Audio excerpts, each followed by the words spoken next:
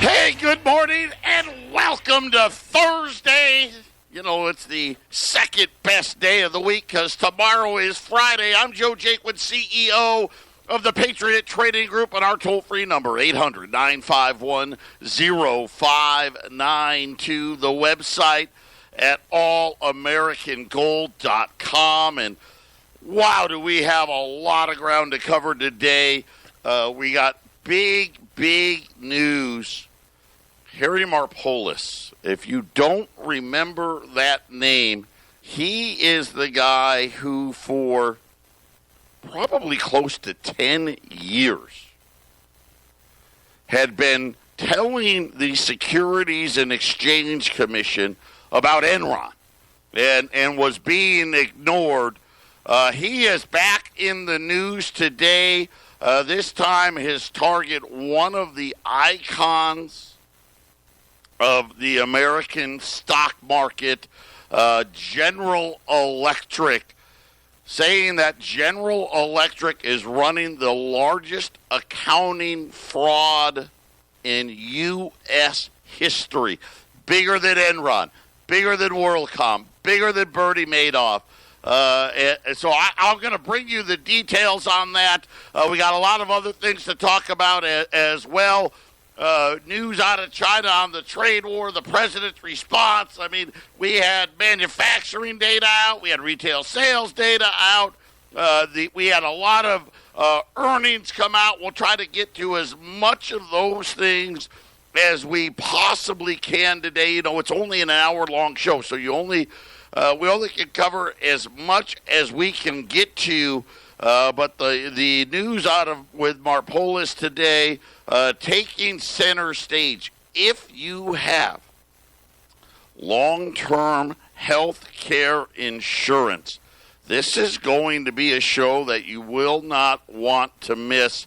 And you know, you don't realize, because, you know, you think about GE, right? When I was growing up, GE brought good things to living, right? They brought good things to life, and they were you know, the people that made the lights go on, and that's kind of what you thought of, and of course now General Electric has so many tentacles and arms, from oil and gas to long-term health care to so many other things. So it's going to be a great show. We'll lay it out for you. I'm just sitting there and I'm thinking about, as I was listening to Marpolis, and then I started reading what it was he was accusing General Electric of doing. And then I think about the guy's history, right? Here's a guy who not only did he bring down Bernie Madoff, not only did he was the guy that also uncovered a lot of the, especially in the currency markets, the banks essentially ripping off their own customers by manipulating the currency markets. And, of course, we know, throw the gold and silver and all the other markets in there as well. So this guy has a stellar reputation. And so we'll spend a lot of the time on the show about that. Retail sales were a good number for July.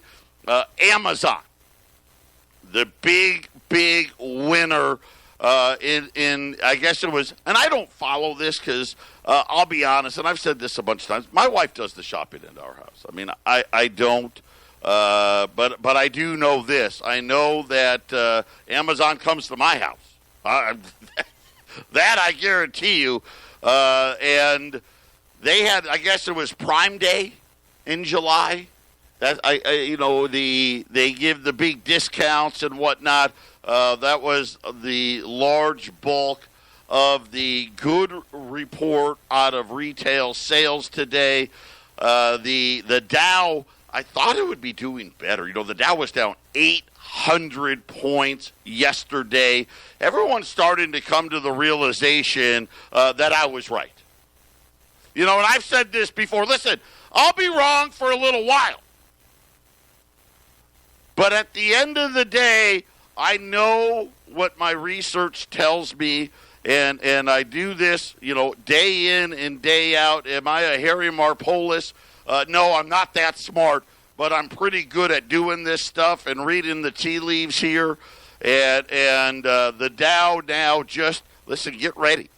I said it yesterday. You need to increase your exposure to the metals, lower your exposure to the debt markets, the bond market, the stock market, anything that has to do with debt, and just be very, very careful here. This is one of those things where very quickly things can change. You know, we looked at an 800-point drop. That's not even shocking anymore. 800 points, all right, well, you know, but normally what we've seen is we get these big drops, right, and then the next day the Dow rallies back and whatnot, and it still made a day, but it just really has the feeling of a much bigger correction. All the things that they were hoping for don't appear to be happening, right? The trade war not getting better this morning. I will say this. China made a comment, and they made a lot of comments in the last 24 hours, but it flashed on the idiot box. So I'm up. It's 5 o'clock in the morning, and I've got both Fox Business and CNBC on, right? You know, I don't have Bloomberg on, but I've got those two on, and they're both flashing this headline about China reaching out, you know, trying to make it sound like, hey, we're offering some great, meet us halfway. Not quite what they said. We'll be back right after the break.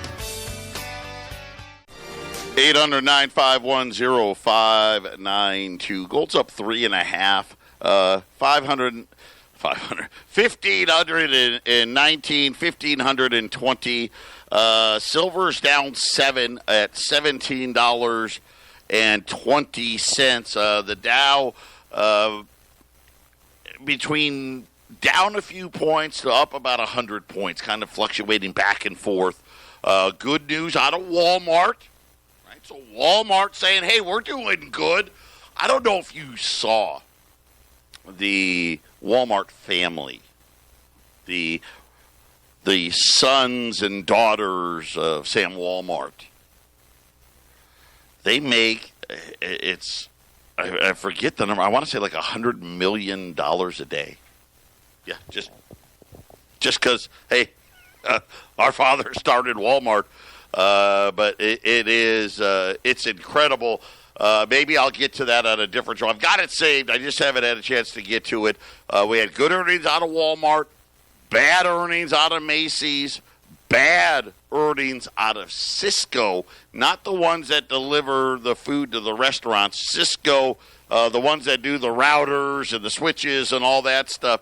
And I only bring that up. I pay attention to that stock because that was my brother, back before I met Eric, had talked me into buying some Cisco stock, and this was before the tech bubble.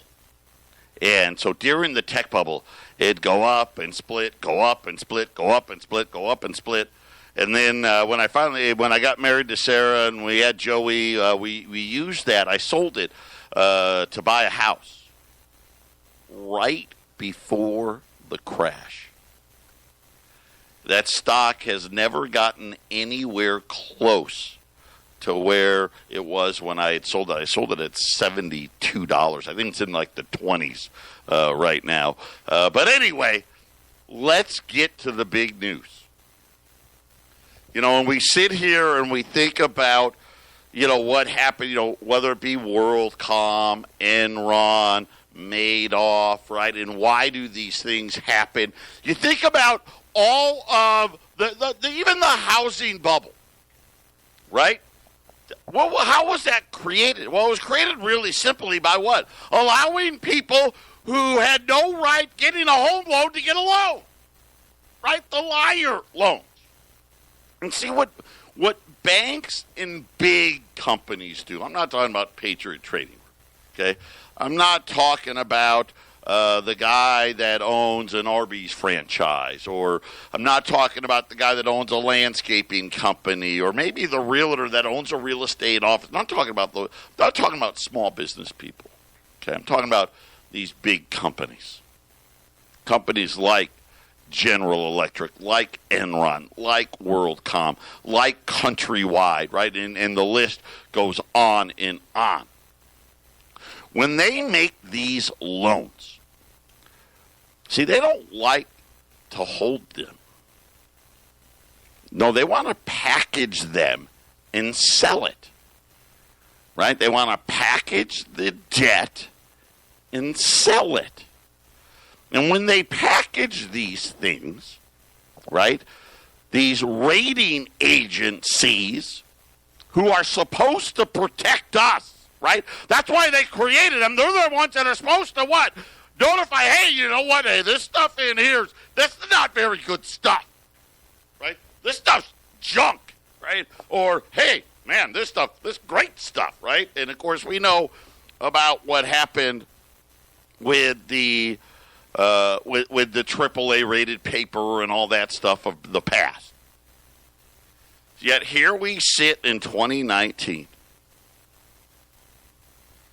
And now we find out the last remaining, and I don't even know if they're still in the Dow, so they may already be out of it. They're the last of the original Dow components left in the United States. General Electric shares were down more than 13% this morning after Madoff whistleblower Harry Markopolos targeted the conglomerate in a new report accusing it of issuing fraudulent financial statements to hide the extent of all of their problems. By the way, I'm going to give you a website.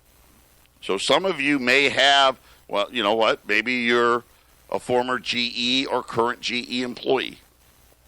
Maybe you're getting a pension still from GE, right? You older employees. Maybe you have insurance through a GE subsidiary. Maybe you have oil and gas investments with a subsidiary of GE.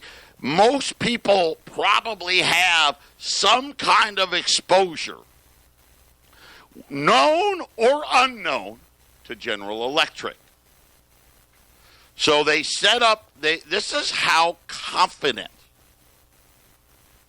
Markopolos is about his research. Number one, set up a website for it. Don't take my word. Look at it yourself. I love that. www. I know you don't have to say it, but I like saying it. www.gefraud.com. He says the fraud is bigger than Enron and WorldCom combined.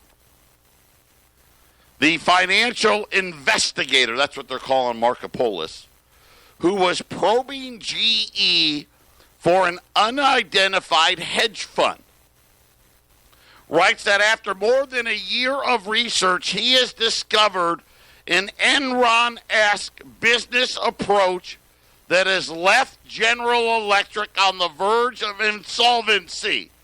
And I get, when we talk about owning gold and silver, right? And we talk a lot about the Federal Reserve, right, and how horrible they are. I mean, they're terrible at their job. And we talk about the dollar, and we talk about a hedge. We talk about being diversified, right? I'm the first guy to tell you don't put all your money into gold and silver. I know some of you do, and that's fine. But that's not what I would recommend. But one of the things that I failed to mention, and it takes something like this for me to remind you. You think it's just GE? Right? Seemingly what? I don't know, every 4 or 5 years, more huge blow-ups. And think about the timing of this. If I'm right, I told you I'm wrong for a while, but I always end up being where we need to be.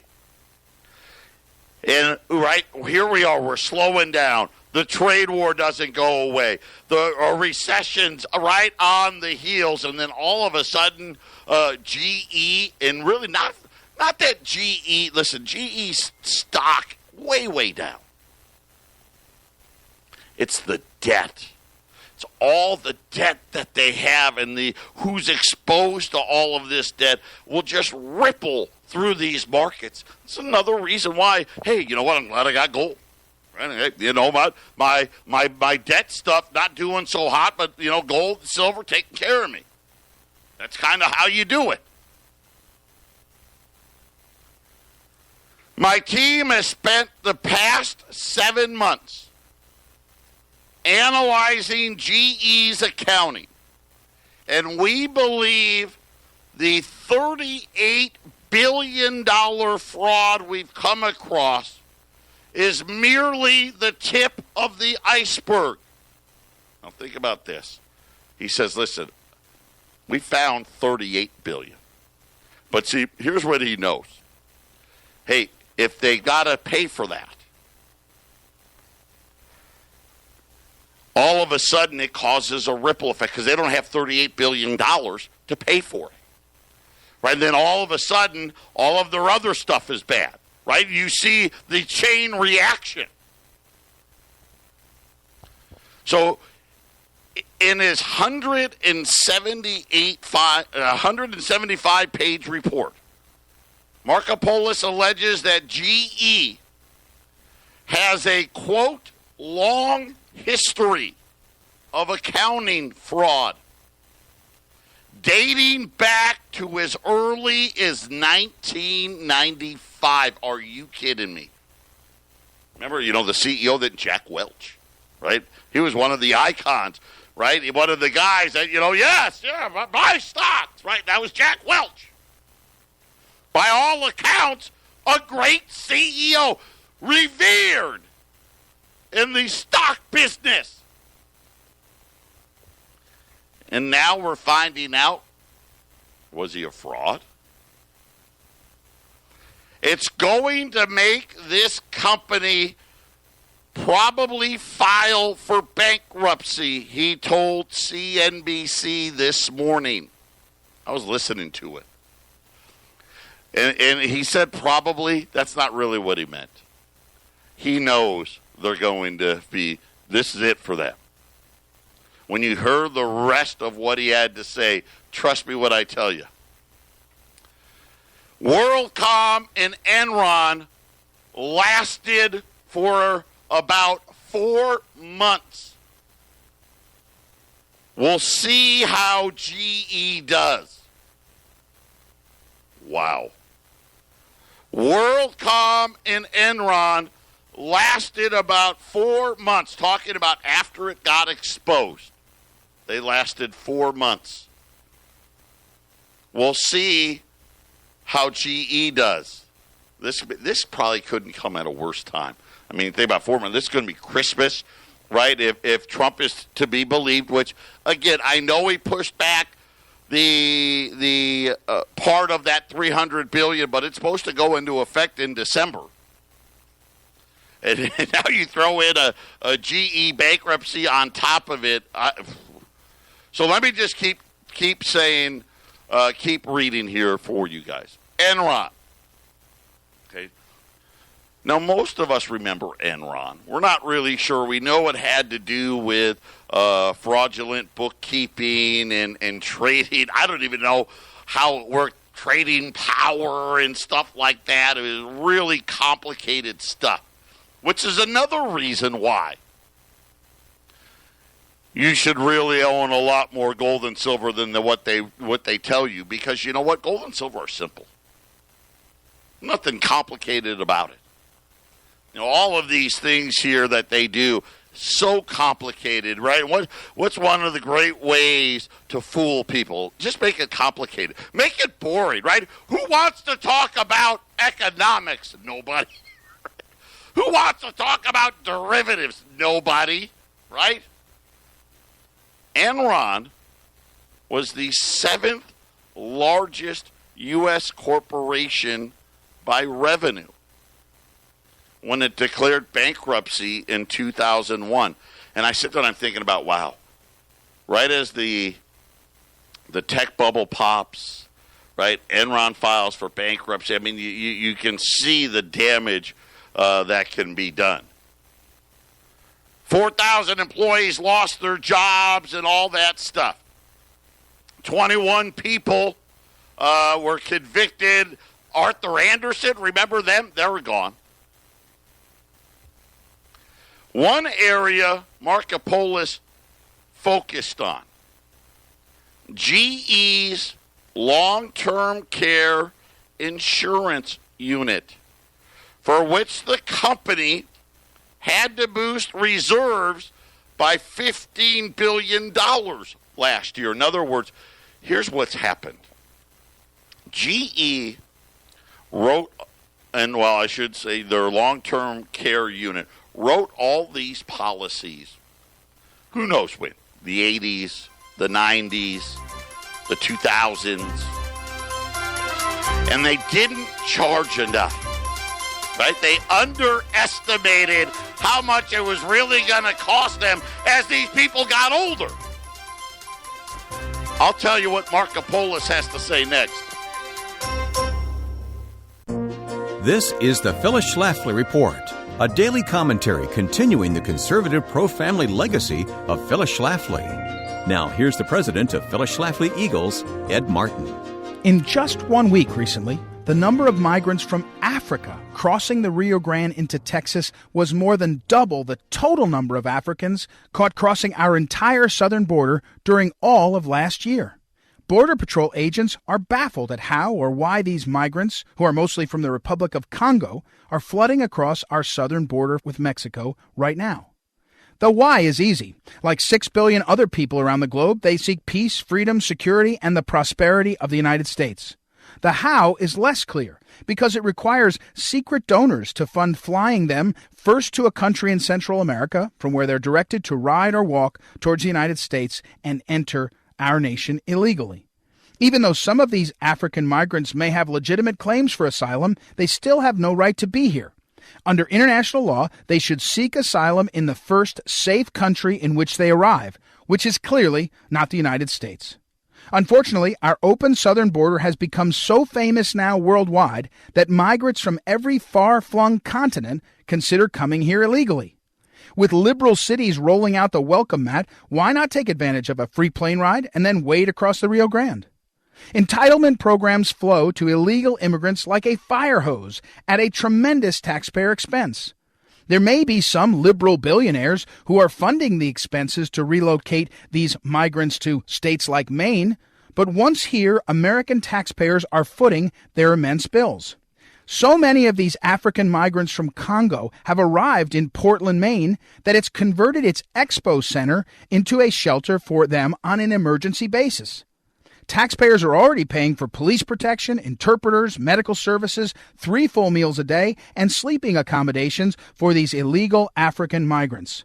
It's more than 6,000 miles from Africa to Ecuador, more than 2,000 miles from Ecuador to Texas, and another 2,000 miles from Texas to Maine, one of the coldest states in our nation, for migrants coming from a nation on the equator.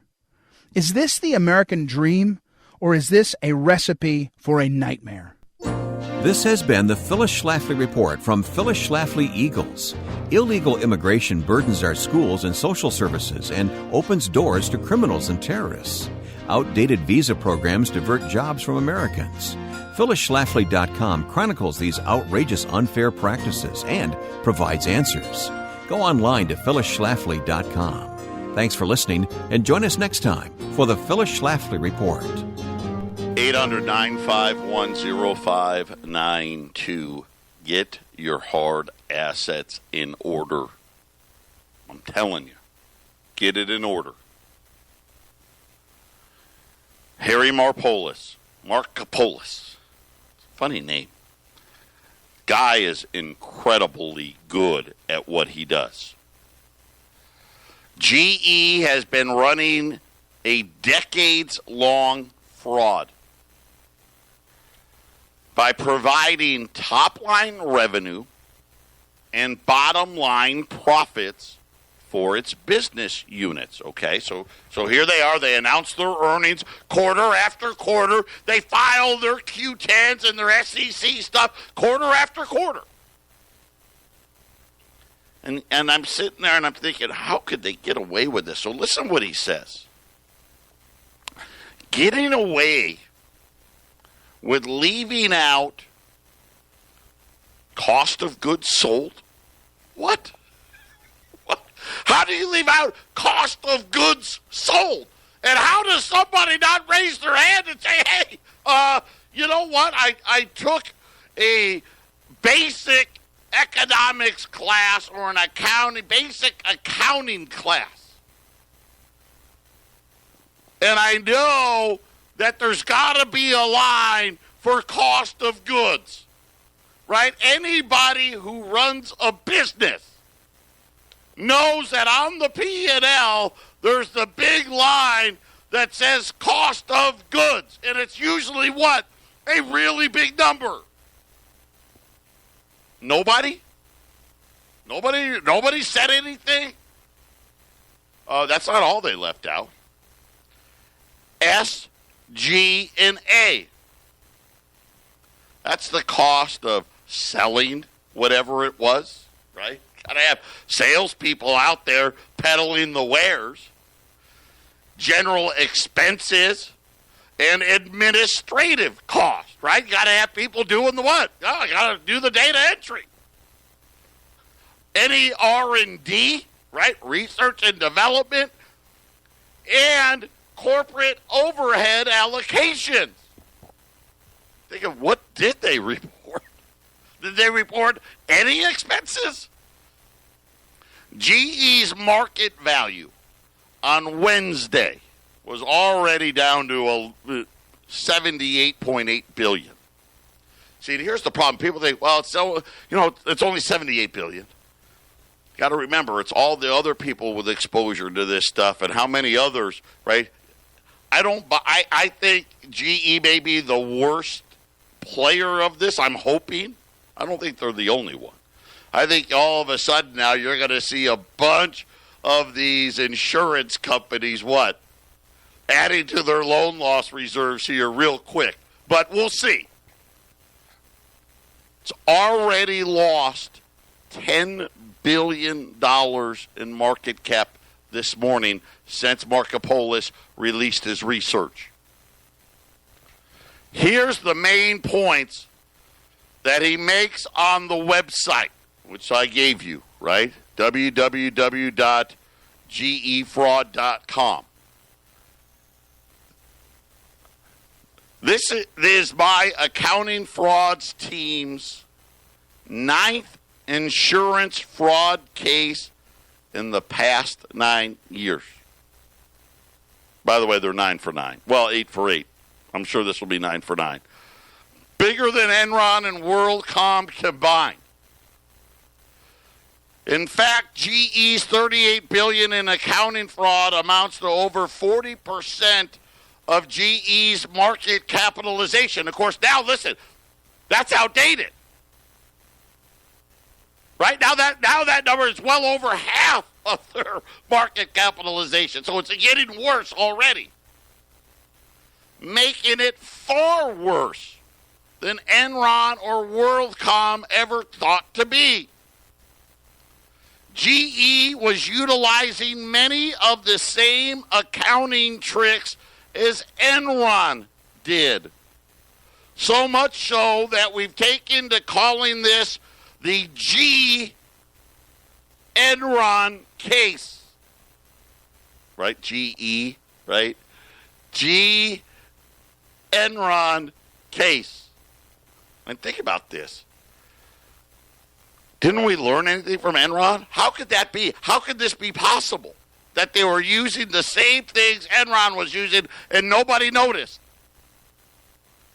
Of the $29 billion in new long-term capital reserves GE needs, $18.5 billion requires cash immediately, while the other $10.5 billion non-cash GAAP accounting charges would be required to take in no later than Q1 of 2021.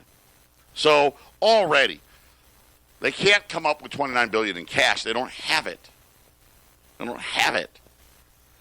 Right? And quickly now, he said, and once they do that, they can spread out the other $10.5 billion, but it's got to be all in by 2021, first quarter.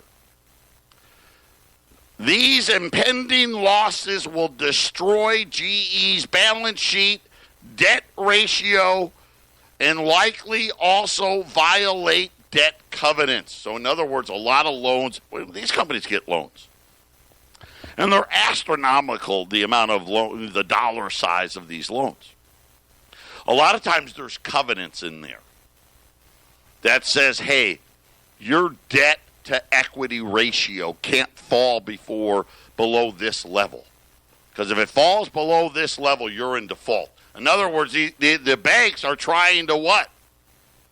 Hey, listen, I want to get my money before you go bankrupt. That's why they put them in there. Hey, if you get down to here, you're done. You're paying me my money. Right? And, of course, the whole thing spirals out of control. And he says, here's how he explains it.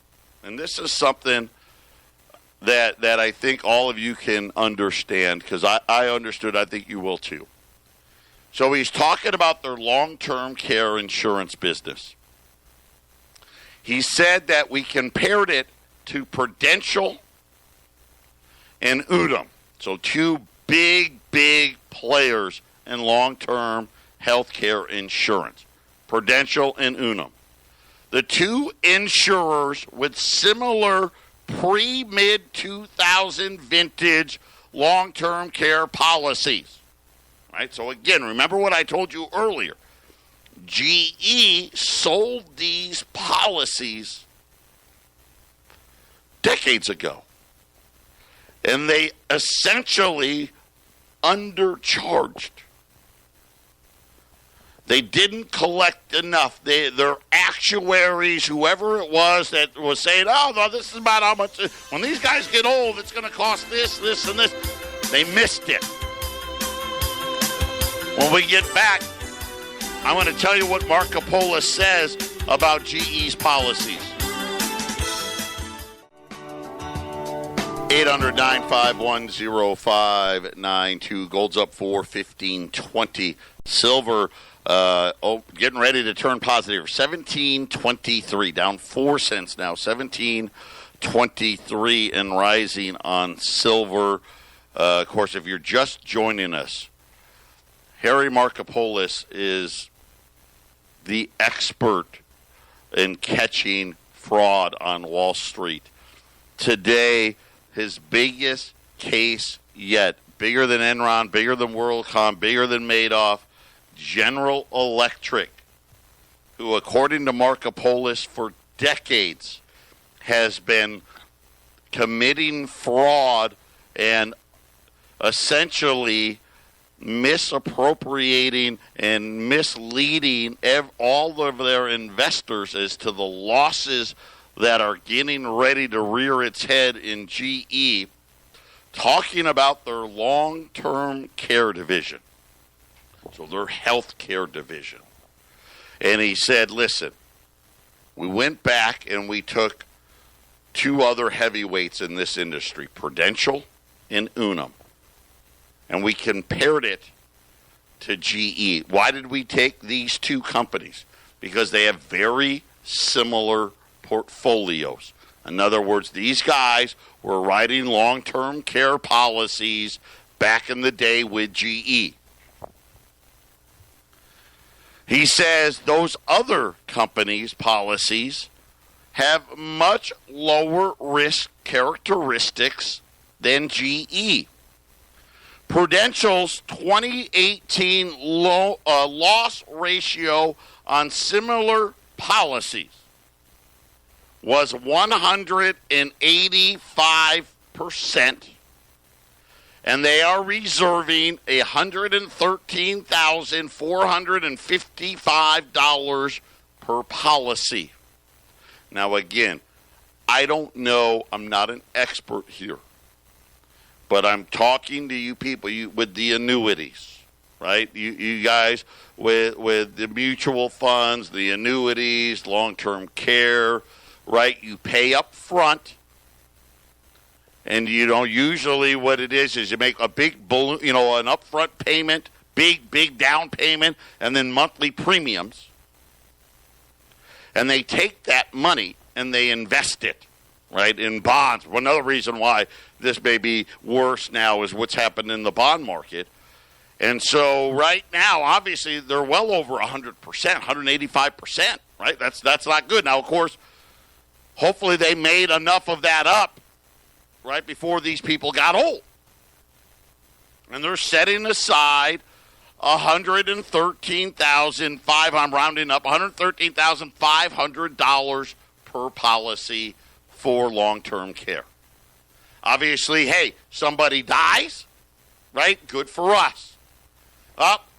Somebody just got Alzheimer's or became completely disabled and they're only 68, and they're going to live another 20 years, 30 years. Bad for us, right? You understand.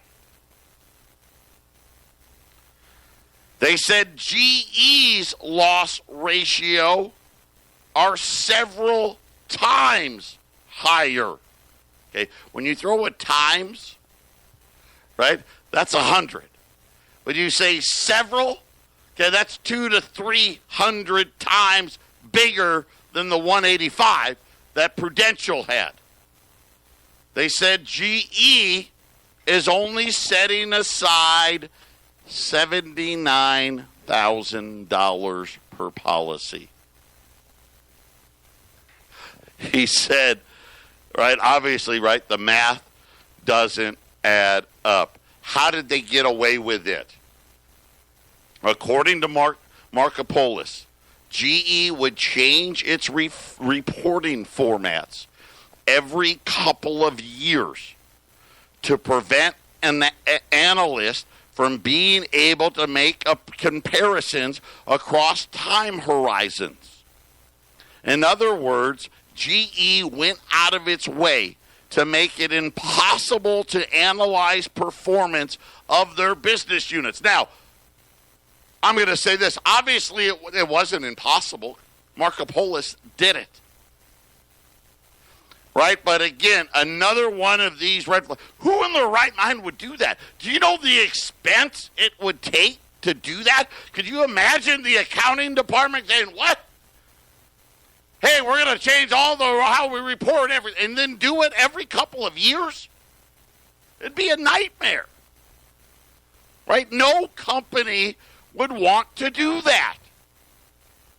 Here's what's so funny, right? I'm just to say this out loud in his report. Why would a company do that? Question mark. We can only think of two reasons. Reason number one, to conceal accounting fraud. Reason number two, because they're so incompetent, they're not capable of keeping proper books and records. I'm not sure which reason is worse, because both are bad, right? And each is a path to bankruptcy. In GE's, this is the last point, in GE's debt-to-equity ratio, GE today says it's 3-1. Okay, 3-1. If it reported at the end of Q 2019, right, if it reported honestly, it would be 17-1. Right. That means we got $17 a debt for every $1 of cash, which makes General Electric completely insolvent. I have no idea what it would do to the other people in long-term care industry as well.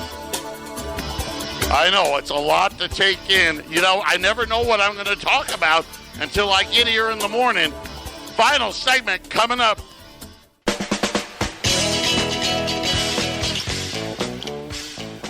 (800-951-0592) GE down 13% on the news. The Dow, no big bounce back here today, down 800 points yesterday. It's still early today.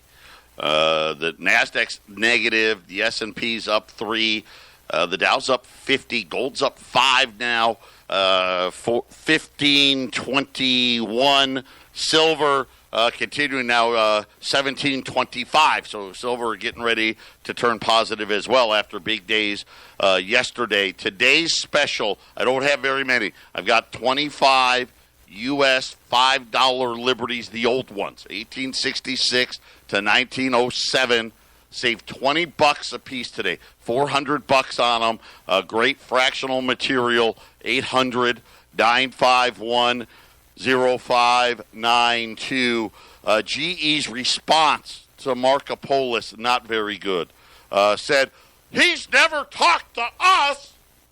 You're right, he didn't. He didn't call you up, right? And he's working with a hedge fund to profit off of this. So CNBC asked Marco Polis about this. And here's what he said. He goes, yeah, no, I didn't call them. He goes, I didn't want them to try to what? Hide it, alter their books, try to cover it up. I didn't want to alert them. And then he goes, as far as me working with this hedge fund, hey, I got a family. I got to eat too, you know, right? Yeah, makes a lot of sense to me. 800-951-0592. Make sure your financial house is in order. Have your gold and silver ready to go. You know, we're sitting here, and remember, I'll just quote Marco Polis again. WorldCom and Enron lasted about 4 months from when they got exposed. His direct quote, we'll see how long GE lasts. Now, what the repercussions on that, I'm not smart enough to know, but I just know I'm sitting there thinking, man, they got these derivatives upon loans, and who's exposed to it. What does it mean for all the people that had policies with them? Are they out? I don't know. I don't know how it works. We're going to find out together. I got a bad feeling it's not going to work out very well for the people that had the policies, but that's just my guess. 800-951-0592. I bet, well, they can't wait for Friday. Another tough week for Wall Street.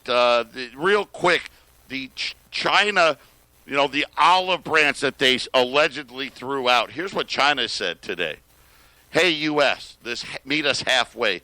Why don't you forget about these tariffs that you just put on altogether?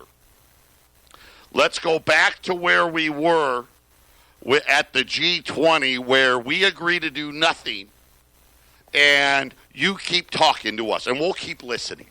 I mean, we're not going to do anything, but we'll keep. That was the meet us halfway from China today, just so you know, because it was pretty ridiculous as I was watching the Idiot Box, and they really tried to sell anything, and I don't get it. Just tell us the truth. Listen, the Chinese are, dude, they don't want to play fair, and they're never going to play fair. Let's just rip the Band-Aid off, I say. Get it over with. I know it's going to crush the stock market, but, hey, we got to get it done. 800-951-0592. We'll be back tomorrow.